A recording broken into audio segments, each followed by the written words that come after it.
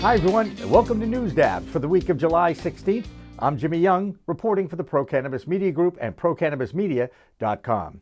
We start this week in Washington, D.C., where the national lobbyist group, the NCIA, continues to make history daily as the pressure on Congress builds to pass sweeping cannabis law reforms. Last week, there was another historic hearing on the end of federal prohibition in a House Judiciary subcommittee.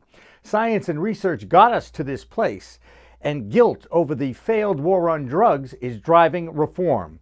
During our 2-hour Live in the Weeds news and talk show, we talked about that with Morgan Fox from the NCIA. Because it was the first time that the House Judiciary Committee, it was actually a subcommittee of that, but it was the first time that any subcommittee of the Judiciary Committee had actually considered the idea of cannabis policy reform on a large scale. And not only were all of the witnesses that were called, including by the Republicans, in favor of sweeping reforms, but not a single member of that committee actually spoke out against legalization. You know, some people were talking about concerns about traffic issues and about teen use, but all the witnesses there just effectively relayed the information that we all know is true, that legalizing cannabis does not contribute to these factors. And there was an excellent exploration into how we can end cannabis prohibition in a way that helps to address some of the damage that has been done by prohibition to marginalized communities and particularly people of color. And that's the first time that that has ever happened in Congress. Amazing, isn't it, that cannabis is one of the few political subjects that has advocates on both sides of the political aisle, or divide, as this case may be.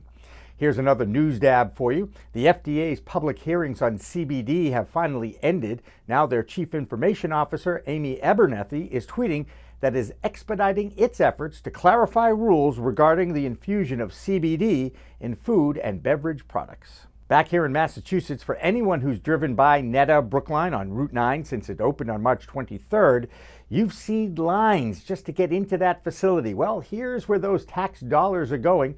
The town of Brookline just received their first payment from adult use sales over the first 5 weeks of operations.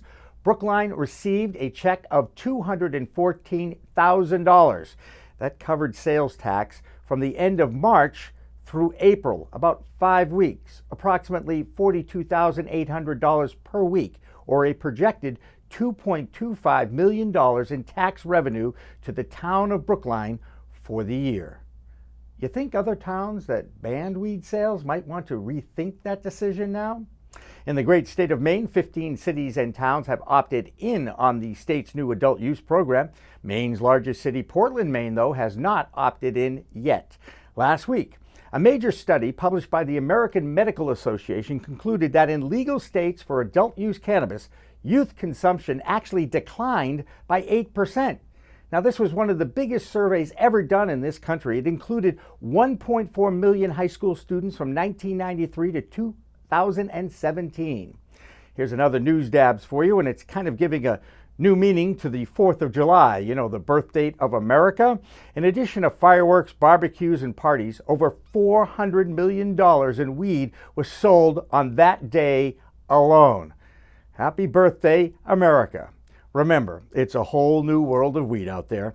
That'll do it for this week's News Dabs. We've come up with some cannabis-friendly events around New England for you. For ProCannabisMedia.com, I'm Jimmy Young.